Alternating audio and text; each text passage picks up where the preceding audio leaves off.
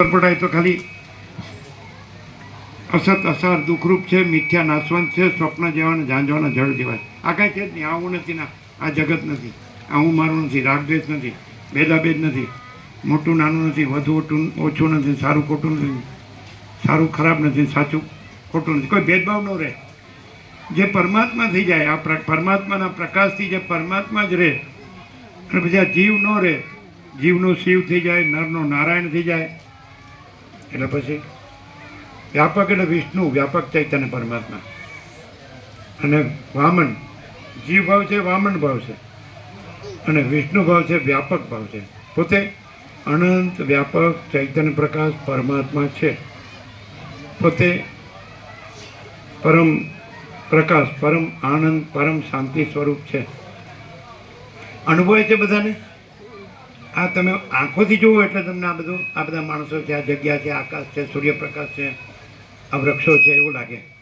આજુબાજુ ખેતરો છે, પછી વર્લ્ડ છે, પૃથ્વી છે, પછી નવગ્રહ, સૂર્યમંડળ છે, બ્રહ્માંડ, નવગ્રહ ઉપગ્રહ, એનું બંધારણ, ધારણ, પોષણ, ગતિવિધિ, પછી બધા ગ્રહો સૂર્યના આસપાસ ફરે, બ્રહ્માંડ, પૃથ્વી સૂર્યની આસપાસ ફરે એટલે શિયાળો, ઉનાળો, ચોમાસું થાય, પૃથ્વી પોતાની ધરીની આસપાસ ફરે એટલે દિવસ રાત થાય, ઠંડી ગરમી વરસાદ, આ બધા જે આપણને જે કંઈ વિલાસ અને ભાસ, મોજા જેમ ઉમટે ને ચાલે ને પાછા લય પામે, એવી રીતે આ સૃષ્ટિ એ અનંત મહાચૈતન્ય પ્રકાશ પરબ્રહ્મ પરમાત્મામાં ઉમટે, સૃષ્ટિરૂપી મોજા ઉમટે અને ચાલે અને પાછા લય પામે. મહાસાગરને અત્યારે બધા દ્રશ્ય જોયું જ હશે, પણ મહાસાગર એ કાંઈ પોતામાં આ બધા જુદા જુદા આભાસ, આકાર, વિકાર કે સૃષ્ટિ, સ્થિતિ, પ્રલય કે નામરૂપ કે વિવિધતા, વિચિત્રતા કશું જાણતો જ નથી. એ તો બધા અખંડ એકરસ જ છે, અનંત એકરસ જ. તો એ પોતાનું સાચું સ્વરૂપ છે. હું કોણ છું તો અંદર જવાનું. મોજું પોતાની અંદર જાય તો મહાસાગર છે. એમ આ મોજું પોતાની અંદર જાય તો પોતે પરમાત્મા મહાસાગર છે, પરબ્રહ્મ. પોતે પરબ્રહ્મ છે, આ નથી. આ વેશ ધારણ કરે છે. જેવી રીતે આપણે વસ્ત્ર પહેરીએ એવી રીતે આ દેહ છે એ પણ વસ્ત્ર જ છે. ગીતામાં કૃષ્ણે જ કીધું છે કે માણસ જેમ જીર્ણ વસ્ત્રને ત્યાગીને નવા વસ્ત્ર ધારણ કરે, એમ આત્મા જીર્ણ દેહને ત્યાગ કરી નવા દેહને ધારણ કરે. આત્મા અજરમર છે. એને શસ્ત્રો છેદતા નથી, અગ્નિ બાળતો નથી, પાણી ભીંજવતું નથી, વાયુ સુકવતો નથી. એ તો નિરંજન, નિરાકાર, નિર્વિકાર, અજર, અમર, અખંડ, અજ્ઞાત. પોતાને આત્મા રૂપે જાણે તો પોતે પરમાત્મા છે. એ અનંત ને સર્વવ્યાપક ને એક જ. આ બધું પોતાનું સ્વરૂપ જ છે. હું આ નથી, કોઈ આ નથી, જગત જગત નથી, પણ બધું શું છે? આખો અનંત એક જ મહાચૈતન્ય પ્રકાશ છે. સ્વયં મહાચિદાકાશ આખું એકલું પ્રકાશ એ છે. કેવળ પરબ્રહ્મ અખંડ સચ્ચિદાનંદ જ છે. કેવળ અખંડ જ્યોતિ સ્વરૂપ પરમાત્મા જ છે. અમાપ સચ્ચિદાનંદ ઘન પરમાકાશ જ છે. બસ આ બધું એક જ સ્વરૂપ છે, પોતાનું જ સ્વરૂપ છે. હું કોણ છું? આ બધું હું જ છું. આ બધું હું જ છું. महाचिदाकाश ऊपर कुछ नहीं, उसके सिवा कुछ नहीं, उसमें दूसरा कुछ नहीं, उसमें होता कुछ नहीं. महाचिदाकाश ही महाचिदाकाश जो है सो है. બ્રહ્માના માનસ પુત્ર, બ્રહ્મા એટલે ઈશ્વર, અને એના માનસ પુત્ર વસિષ્ઠ. બ્રહ્માએ સૃષ્ટિ કલ્પી, એમાં જીવો કલ્પ્યા અને જીવોનું દુઃખ કલ્પ્યું. પછી એમને પછી દયા આવી એટલે પાછું એમને જ્ઞાન કલ્પ્યું. વસિષ્ઠ એ રઘુકુળના કુલગુરુ, રામના પણ ગુરુ. એટલે રામને વસિષ્ઠે શું કર્યું અને રામે શું કર્યું? એ પોતે નિમિત્ત થયા. જે ઈશ્વરે સર્જેલી સૃષ્ટિના જે સર્જેલા જીવોને એનું દુઃખ, તો એમની પોતાની દયાથી પોતે ઈશ્વર જ વસિષ્ઠને રામ રૂપે પ્રગટ્યા અને સંવાદ કર્યો અને જ્ઞાન રૂપે પ્રગટ્યા. એટલે જીવોને જ્ઞાન થયું કે ભાઈ આપણે તો ઈશ્વર રૂપ છીએ, આપણે આ જીવને આપણું દુઃખ કાંઈ નથી. આપણા આપણું ટુકડો જીવ ને પછી જન્મ્યો અને જીવું છું, મરી જાઉં છું, બાળક થાઉં છું, કિશોર થાઉં છું, તરુણ થાઉં છું, યુવાન થાઉં છું, પ્રૌઢ થાઉં છું, મરી જાઉં. મારો સ્ત્રી આકારનો દેહ છે ને, પુરુષ આકારનો દેહ છે ને, ગરીબ તવંગર છું ને, રાય રંગ છું ને, ઊંચ નીચ છું ને, બડા છોટા ભલા બુરા, સાચો ખોટો છું ને, સારો નરસો છું ને, આવું છું ને, બદલાવ છું ને, જાઉં છું ને.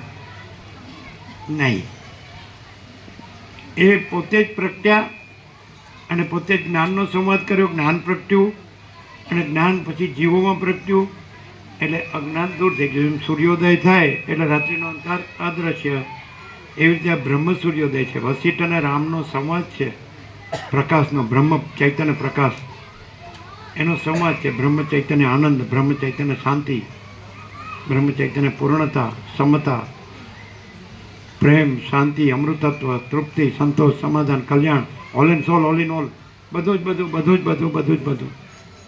એટલે એ પરમાત્મા વશિષ્ઠ અને રામ રૂપે પ્રગટી અને જ્ઞાન રૂપે પ્રગટી. અને જ્ઞાન પછી અજ્ઞાનનો નાશ થઈ ગયો. જ્ઞાન સૂર્ય ઉગ્યો પછી અજ્ઞાન અંધકાર ક્યાંથી રહે? નાશ થઈ ગયો. એટલે જ્ઞાનથી બધા પરમાત્મા જ રહ્યા. એ છે એ પ્રકાશ છે. આ એ જ પ્રકાશ છે. એટલે આ એ જ જ્ઞાન છે, આ એ જ વશિષ્ઠ રામ છે અને આ એ જ ઈશ્વર છે, પ્રભુ છે, ભગવાન છે. એ જ પરમ સત્ય, પરમ તત્વ છે. એ જ પરમ ચિદાકાશ, પરમ જ્યોતિ, અખંડ જ્યોતિ છે. એટલે બધા પોતાનું સ્વરૂપ અહીં સાંભળી રહ્યા છે.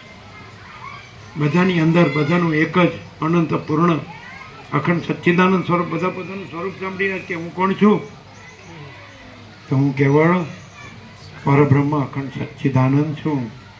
હું કેવળ અખંડ જ્યોતિ સ્વરૂપ પરમાત્મા છું. હું અમાપ સચ્ચિદાનંદ ઘન પરમાકાશ છું. અનંત અને સૌથી મોટું ચૈતન્ય પ્રકાશ સ્વરૂપ આવું નથી. આ તો જે અનંત મહાસાગરમાં પરપોટો છે તો એનું સાચું સ્વરૂપ નથી, પણ એ મહાસાગરથી પરપોટો ભાસે છે તો એ મહાસાગર એનું સાચું સ્વરૂપ. મહાસાગરમાં જે તરંગરૂપ છે તેનું તરંગરૂપ સાચું નથી, એ આભાસ માત્ર છે. આપણે સ્વપ્ન દેખાય પણ સ્વપ્ન કાંઈ નથી. તેવી રીતે એ તરંગનું સાચું સ્વરૂપ મહાસાગર છે. આપણને જે ફીણનું સ્વરૂપ દેખાય છે પણ ફીણ એનું સાચું સ્વરૂપ નથી, મહાસાગર એનું સાચું સ્વરૂપ. કારણ કે મહાસાગર ફીણ રૂપે દેખાય છે, પરપોટા રૂપે દેખાય છે, તરંગ રૂપે દેખાય છે, ચક્રી રૂપે દેખાય છે. તો ચક્રી એનું સાચું સ્વરૂપ નથી, ચક્રીનું મહાસાગર જે જેનાથી થયું હોય એ જ એનું મૂળ સ્વરૂપ, એ સાચું સ્વરૂપ.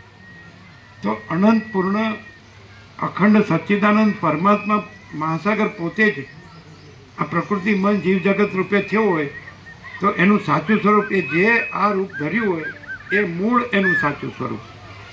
મહાસાગરે ચક્રી રૂપ ધર્યું હોય તો મહાસાગર ચક્રીનું સાચું સ્વરૂપ. મહાસાગરે તરંગ રૂપ ધર્યું હોય તો મહાસાગર તરંગનું સાચું સ્વરૂપ. મહાસાગરે ફીણ રૂપ ધર્યું હોય તો મહાસાગર ફીણનું સાચું સ્વરૂપ. મહાસાગર પરપોટા રૂપ ધર્યું હોય તો મહાસાગર પરપોટાનું સાચું સ્વરૂપ. એમ આ પરબ્રહ્મ પરમાત્મા, આ પરમ જ્યોતિ, અખંડ જ્યોતિ, અનંત તેજઘન, અનંત ચિદઘન, એણે પ્રકૃતિ રૂપ ધર્યું હોય તો એ પરમાત્મા પ્રકૃતિનું સાચું સ્વરૂપ. એણે મન રૂપ ધર્યું હોય તો એ પરમાત્મા મનનું સાચું સ્વરૂપ. જીવ રૂપ ધર્યું હોય તો પરમાત્મા જીવનું સાચું સ્વરૂપ. જગત રૂપ ધર્યું હોય તો પરમાત્મા જગતનું સાચું સ્વરૂપ. ચક્રી, ફીણ, પરપોટા, તરંગ એ તો એનું ખાલી દેખાવ માત્ર રૂપ છે, ઉપરનું રૂપ, આભાસ રૂપ છે. એનું સાચું સ્વરૂપ ને અંદર જે છે બધાની અંદર અને બધાનું એક જ અને આખું અનંત પૂર્ણ અખંડ સત ચિદ આનંદ, સત ચૈતન્ય આનંદ અને પરમ શાંતિ સ્વરૂપ, એ બધાનું સાચું સ્વરૂપ. એટલે અહીંયા આપણે આ પ્રકાશમાં આવ્યા એટલે શું થયું કે આ ઉપરનું આપણું રૂપ છે એ કાંઈ નથી, પણ અંદરનું બધાનું એક જ જે અનંત પૂર્ણ અખંડ સચ્ચિદાનંદ પરમાત્મા સ્વરૂપ છે એ બધાનું સાચું સ્વરૂપ છે. જો આવા તમે જાગો અને આવા તમે રહ્યો તો આ જીવ જગતમાં કાંઈ પણ થાય તમને કાંઈ નહીં થાય. હું આ નથી તો તમને કાંઈ નહીં થાય. હું કેવળ પરબ્રહ્મ અખંડ સચ્ચિદાનંદ છું. હું કેવળ અખંડ જ્યોતિ સ્વરૂપ પરમાત્મા છું. હું અમાપ સચ્ચિદાનંદ ઘન પરમાકાશ છું. આ તમે સાંભળ્યું અને આ તમે જાગો અને અનુભવો અને રહ્યો તો આને કાંઈ થાય તમને કાંઈ નથી. આ હું નથી. જેમ આપણા વસ્ત્રને કાંઈ પણ થાય તો આપણને કાંઈ થતું નથી, એવી રીતે એમ આપણે જે પરબ્રહ્મ પરમાત્મા છે, અખંડ સચ્ચિદાનંદ છે, અખંડ જ્યોતિ સ્વરૂપ છે, અમાપ સચ્ચિદાનંદ ઘન છે, અનંત વ્યાપક અને પૂર્ણ, અજર અમર, અખંડ અવિનાશી, એ આપણે અહીંયા સાંભળીએ છીએ અને જાગીએ છીએ, અનુભવીએ છીએ, રહીએ છીએ. તો પછી આ ઉપરના રૂપમાં કાંઈ પણ થાય, ચકલી, તરંગ, ફીણ, પરપોટા આવે કે રે કે જાય, પણ આપણા અનંત મહાસાગર સ્વરૂપમાં કાંઈ આવતું જતું નથી. પૂર્ણમદઃ પૂર્ણમિદં. અનુભવ જ બધાને ખબર પડી. હવે જે વર્ષોથી અહીં લાભ લે છે એ થોડો થોડો પોતાનો એને જે પ્રકાશ થયો છે, અનુભવ થયો છે અને રહ્યો છે, દેખાવમાં સામાન્ય માણસ લાગશે બધા, પણ અંદરથી જે પોતાના સાચા સ્વરૂપમાં જાગૃત થયો હોય તો એ ખબર પડે. એનો આકાર ન દેખાય પણ એનો પ્રકાશ દેખાય, એનો આનંદ દેખાય, એની શાંતિ દેખાય. આનંદ પ્રકાશ, આનંદ આનંદ આનંદ શાંતિ. બરાબર છે. સૌથી પહેલાં આજોલના ઘનશ્યામ પ્રભુ છે કે નહીં? આજોલ ઘનશ્યામ પ્રભુ આવ્યા છે? આવ્યા. ક્યાં છે? આવ્યો.